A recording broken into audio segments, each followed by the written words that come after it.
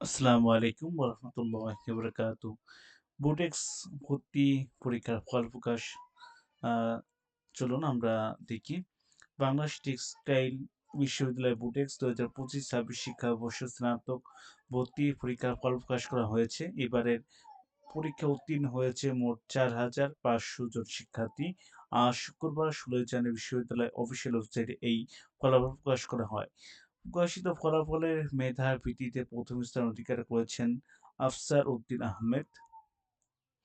তার roll number হলো ১০-১২-৯৫। দ্বিতীয় স্থান অর্জন করেছেন আফিফ ইকবাল, রোল নাম্বার হলো ১০-৭৭-৯৯ এবং তৃতীয় স্থান অধিকার হয়েছেন নাফিস সাদিক। তার রোল নাম্বার হলো ১-০০-১১২। এর সাথে গত ৯ জানুয়ারি বিশ্ববিদ্যালয়ের মূল ক্যাম্পাসে রাজধানীর ৪টি কেন্দ্রে একযোগে ভর্তি পরীক্ষা অনুষ্ঠিত হয়। কেন্দ্রগুলো হলো BUTEX campus, Dhaka city college, Siddheswari girls college এবং ঢাকা রেসিডেন্সিয়ালি মডেল কলেজ। উল্লেখ্য ২০০ নম্বর লিখিত পরীক্ষায় পদার্থ, রসায়ন, গণিত এর ৬০ নম্বর এবং ইংরেজিতে ২০ নম্বর নির্ধারণ ছিল।